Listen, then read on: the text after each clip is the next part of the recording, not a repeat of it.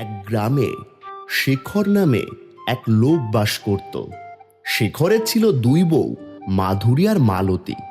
বাড়ির পাশে শেখরের একটা ভাতের হোটেল ছিল। সেখানে আবার খাবার বিক্রি করে যা দু পয়সা রোজগার হতো তাই দিয়ে তাদের সংসার চলে যেত।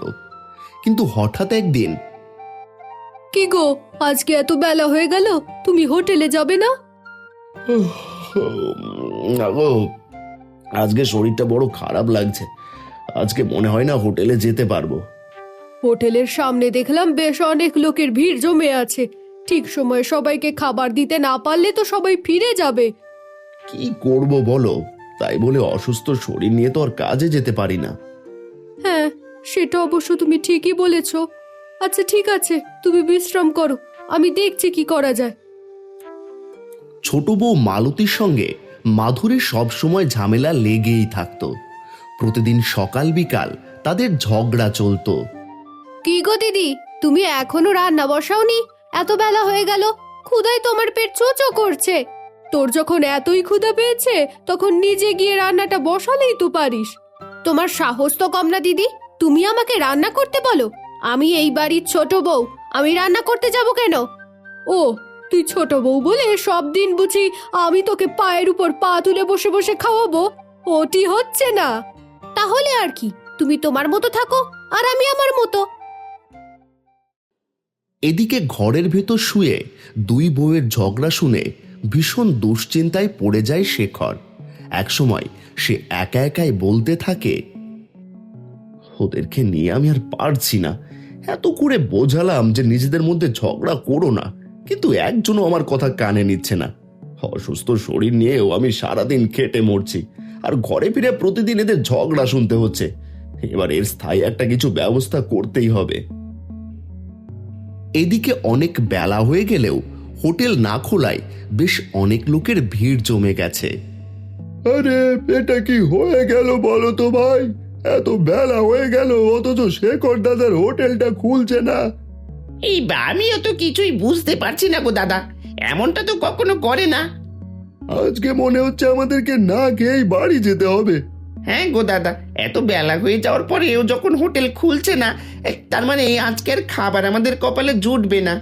কি আর করা, চলো সবাই বাড়িতে ফিরে যাই। এখানে শুধু শুধু বসে থেকে কোনো লাভ নেই। সবাই যে যার বাড়িতে ফিরে যায়। এদিকে শেখর তার দুই বউ মাধুরী ও মালতীকে কাছে ডাকে। তোমাদের একসাথে ডাকার একটা কারণ আছে। তোমাদের এই ঝগড়া আমি আর সহ্য করতে পারছি না। এই মাধুরী দিদি তো সব নষ্টের মূল, সব সময় শুধু আমার পায়ে পা দিয়ে ঝগড়া করে। আর একটা মিথ্যে কথা বললে একদম মুখ ভেঙে দেবো মালতী। তোমরা একটু চুপ করবে? তোমাদের এখানে ডাকার কারণ, আমি তোমাদের একটা পরীক্ষা নেব। যে পরীক্ষায় ভালো করবে আমি তাকে আমার সাথে রাখবো, অন্যজনকে চিরতর এই বাড়ি থেকে তাড়িয়ে দেবো। বলো কি পরীক্ষা দিতে হবে? এই পরীক্ষায় আমিই ভালো করব আর মাধুরী দিদি দূর হবে। সেটা তো সময় এলেই বোঝা যাবে। আগে বলো তো দেখি কি এমন পরীক্ষা? তোমরা 7 দিন করে আমার হোটেলটা চালাবে। প্রথম 7 দিন মালতী এবং শেষ 7 দিন মাধুরী। যে ভালোভাবে হোটেলটা চালাতে পারবে আমি তাকে এই বাড়িতে রাখবো। এ আর এমন কি কাজ? আমি কাল সকাল থেকেই কাজে লেগে পড়ব। পরদিন সকাল হতেই মালতী হোটেলের কাজে লেগে পড়ে। সে একা হাতে হোটেলের খাবার রান্না করতে থাকে। দূর ছাই, কেন যে পরীক্ষায় রাজি হতে গেলাম? বাড়িতে তো আমি কখনোই রান্না করিনি। এখন এই হোটেলের এতগুলো মানুষের খাবার কিভাবে রান্না করব? কই গো, তাড়াতাড়ি আমাদেরকে খেতে দাও গো, বড্ড ক্ষুধা পেয়েছে। এই তো দিচ্ছি, আর সবাই এক এক করে লাইন দিয়ে বসুন। আজকে শেখর দাদাকে কোথাও দেখতে পাচ্ছি না যে। দাদা কি বাড়িতে নেই? আছে, কিন্তু আজ থেকে 7 দিন এই হোটেল আমিই চালাবো। সবাইকে আমি আমার নিজের হাতে রান্না করে খাওয়াবো। বেশ, এটা তো খুবই ভালো কথা। আমরাও তাহলে নতুন হাতে রান্না খেয়ে দেখি কেমন হয়েছে। মালতী এক এক করে সবার থালায় খাবার তুলে দেয়, কিন্তু ক্ষুধার্ত লোকেরা খাবার মুখে তোলার সাথে সাথে থুথু করে সব খাবার ফেলে দেয়। এটা কি কোনো খাবার?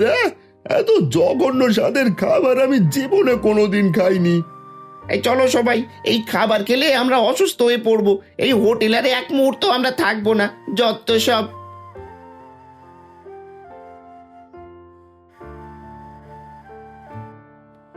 এটা কি হলো? এমন করে সবাই খাবার রেখে চলে গেল কেন? আমার রান্না কি সত্যি এতটা খারাপ হয়েছে? এমন হলে আমি 7টা দিন কিভাবে এই হোটেল চালাবো? শেখরের বাড়ির পাশে ছিল মোহন নামে তার এক প্রতিবেশী। মোহন ছিল খুবই ধূর্ত প্রকৃতির মানুষ।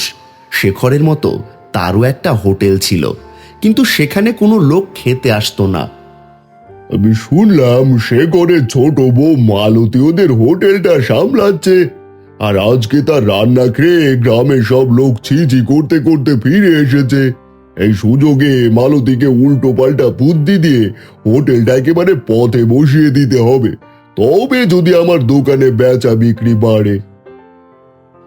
এদিকে গ্রামের সব লোক ধিক্কার দিয়ে মালতীর হোটেল থেকে চলে গেল। মালতী মাথায় হাত দিয়ে বসে আছে।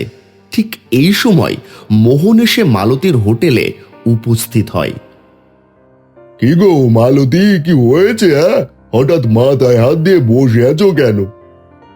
কি যে করব দাদা, কিছুই বুঝতে পারছি না। হোটেলের খাবার খেয়ে সব মানুষ চলে গেছে, আমাকে যে এখনো 6টা দিন হোটেল চালাতে হবে। তুমি যে এত দুশ্চিন্তা কেন করছো তা তো আমি কিছুই বুঝতে পারছি না। পরবর্তী 7 দিন তো মাধুরী হোটেল দেখবে। তুমি এখন হোটেলের যত ক্ষতি করো না কেন, তার সব দোষ তো গিয়ে ওই মাধুরীর ওপরেই পড়বে। সত্যি তো, তোমার মতো করে আমি তো একবারও ভেবে দেখিনি। তাই তো বলতে এলাম, এই 7 দিন যত পারো হোটেলের টাকা খরচ করে রাখো, তোমার কোনো ভয় নেই। শেষ পর্যন্ত সব দোষ তো এই মাধুরীরই হবে। এরপর এক এক করে কেটে যায় 7টা দিন। মোহনের দেওয়া কুবুদ্ধি মতো মালতী দোকানের প্রচুর টাকা খরচ করে ফেলে। এরপর একদিন মাধুরীর হোটেল নেওয়ার দায়িত্ব এসে পড়ে। মালতী এই 7 দিন হোটেল চালিয়েছে, এবার তোমার ওপর এই দায়িত্ব পড়েছে মাধুরী। কিন্তু মালতী তো এই 7 দিনে হোটেলটাকে একেবারে পথে বসিয়ে দিয়েছে, আমি এখন কি বা করতে পারি? সেসব কথা আমি শুনতে চাই না, আমি কেবল পরীক্ষার ফল দেখতে চাই। পরদিন সকাল থেকেই মাধুরী হোটেলের কাজে লেগে পড়ে। সে বিভিন্ন প্রকারের বুনো শাক নিয়ে আসে, সাথে আনে নদী থেকে ধরা কুঁচো মাছ। বিভিন্ন প্রকারের শাক দিয়ে বড়া তৈরি করা হবে, তার সাথে থাকবে কুচো মাছের বিভিন্ন প্রকারের খাবার। ভালো করে রান্না করতে পারলে এর স্বাদ মানুষের মুখে একেবারে লেগে থাকবে। কি গো দাদা, কি বুঝছো?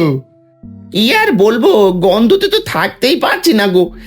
যে খাবারের এত ঘ্রাণ, তা না খেতে কত সুন্দর হবে।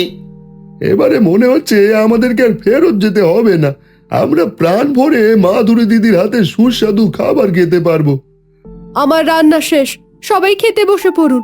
আমি এক এক করে সবাইকে খাবার দিচ্ছি। এই 7 দিনে আপনারা আমাদের হোটেলের খাবার খেতে পারেননি, তার ক্ষতিপূরণ হিসেবে আপনাদেরকে খাবারের টাকা দিতে হবে না। যদি খাবার খেয়ে ভালো লাগে তবেই টাকা দেবেন। বেশ ভালো কাজ করেছো কিন্তু দিদি, এবারে একেবারে কবজি ডুবিয়ে খাবো। টাকা নিয়ে ভয় নেই, খাবার পছন্দ হলে তবেই টাকা দেব। বলতে না বলতেই মাধুরী সবার থালায় খাবার দিয়ে যায়, আর সবাই বেশ তৃপ্তি করে খাবার খেতে থাকে। খাবার খাওয়া শেষ করে সবার আনন্দ দেখে কে। ও মাধুরী দিদি, এ কি খাওয়ালে গো? মনে হচ্ছে এই স্বাদ আরো কিছুদিন মুখে লেগে থাকবে। সত্যি আজকের মতো এত সুস্বাদু খাবার আগে কখনো খাইনি, তাই খুশি হয়ে আমি তোমাকে দ্বিগুণ দাম দিয়ে গেলাম। আর হ্যাঁ, আশেপাশের গ্রামের সবার কাছে আমি এই হোটেলের কথা বলবো, যেন সবাই তোমাদের এই হোটেলে খেতে আসে। সবাই বাড়িতে ফিরে যাওয়ার আগে দ্বিগুণ তিনগুণ খাবারের দাম মাধুরীকে দিয়ে গেল। একবেলায় এত টাকা পেয়ে মাধুরী ভীষণ খুশি। যাক, আজকে একবেলাতেই অনেকগুলো টাকা আয় হয়ে গেছে। এমন চলতে থাকলে 7 দিনের ভিতর আমি হোটেলের পরিস্থিতি ঘুরিয়ে ফেলতে পারবো। মনে হচ্ছে মাধুরী বেশ ভালোভাবেই হোটেল চালাচ্ছে, তা না হলে গত 7 দিনে তো হোটেলের সামনে এত হইচই হতো না। এদিকে মাধুরীর দায়িত্বে হোটেলের খাবারে এত বেচা কেনা দেখে মালতীর মনে ভয় হয়। সে তাড়াতাড়ি প্রতিবেশী মোহনের কাছে আসে। সবই তো শুনলেন দাদা, এখন মাধুরী দিদি যদি আমার থেকে ভালো হোটেল চালায় তাহলে তো আমাকে এই বাড়িতে আর থাকা হবে না। হ্যাঁ বেশ, আচ্ছা, বড় এক ফ্যাসাদে পড়ে গেছো দেখছি। তার বলতে। এখন আর দয়া করে আপনি আমাকে কিছু একটা বুদ্ধি দিয়ে এই বিপদ থেকে উদ্ধার করুন। ঠিক আছে, আমি কি বলছি মন দিয়ে শোনো। মোহন এবার মালতীর কানে কানে কিছু একটা বুদ্ধি দেয়। এরপর এক এক করে কেটে যায় 6টা দিন। 7ম দিন সকালবেলা মাধুরী হোটেলে খুব ভালো ভালো কিছু খাবার জোগাড় করে। সেগুলো হোটেলে রেখে বাড়ির দিকে চলে যায়। ঠিক এই সময় চুপি চুপি হোটেলে ঢুকে পড়ে মালতী। মাধুরী দিদি একটু আগেই বাড়ির দিকে চলে গেছে, এটাই সুযোগ। এবারে আমাকে সাবধানে কাজটা করে ফেলতে হবে। কাজ শেষ। এবার গ্রামের লোক আসবে আর ঠিক তখনই জমবে মজা। দুপুর হতেই হোটেলের সামনে লোকজনের ভিড় জমে যায়। মাধুরী খাবারের হাড়ির দিকে তাকাতেই চমকে ওঠে। খাবারের ভিতর একটা ইঁদুর মরে পড়ে আছে। সর্বনাশ! এই ইঁদুর যদি গ্রামের লোকেরা দেখতে পায় তাহলে তো আমাকে আর এই হোটেলকে আস্ত রাখবে না। হাতে একদম সময় নেই, দ্রুত একটা কিছু করতে হবে। কি হলো দিদি, বড্ড ক্ষুধা পেয়েছে তো, তাড়াতাড়ি খাবার দাও। কি করে খাবার দেবে? ওই খাবারের ভিতরে যে মরা ইঁদুর আছে। তোমরা তো খাবার খাও, একবারও ভালো করে দেখো না। কি বলছো এসব? খাবারের ভিতরে মরা ইঁদুর? হ্যাঁ, মরা ইঁদুর। আর এই ইঁদুরটা আমি রেখেছি। তোমাদের সবাইকে এটা বোঝানোর চেষ্টা করছি যে আগের দিনে রান্না করা খাবার কখনো খাওয়া উচিত নয়। তার ভিতরে এমনই পচা মরা প্রাণী থাকতে পারে। মাধুরী দিদি তো একদম সত্যি কথা বলেছে, এমন করে তো কেউ আমাদের আগে বোঝায়নি। আজকে আমি তোমাদের সামনে বসে রান্না করব। সবাই ধৈর্য ধরে বসে থাকো। আমি কিভাবে রান্না করি সেটা দেখো। আজকে আমার শেষ দিন, তাই আজ সবাই মিলে জমিয়ে খাওয়া দাওয়া হবে। মাধুরীর কথার জাদুতে গ্রামের লোকেরা সবাই শান্ত হয়ে গেল। সবাই মনে মনে মাধুরীকে ধন্য ধন্য করতে লাগলো। সত্যি মাধুরী, তুমি আসলে আমার যোগ্য স্ত্রী। একা হাতে তুমি কি সুন্দর করে এত কিছু সামলে নিলে। আর মালতী, দেখলে তো যে সৎ থাকে তাকে কোনোভাবেই হারানো যায় না, তার জয় হবেই হবে। আমার ভুল হয়ে গেছে, এবারের মতো আমাকে ক্ষমা করে দাও। আমি অন্যের মতো কিছু না দেখে বুঝে হোটেলের এত বড় ক্ষতি করে ফেলেছি। নিজের ভুল নিজেই বুঝতে পারায় শেখর মালতীকে ক্ষমা করে দিল। মালতীও এরপর থেকে নিজেকে শুধরে নিল।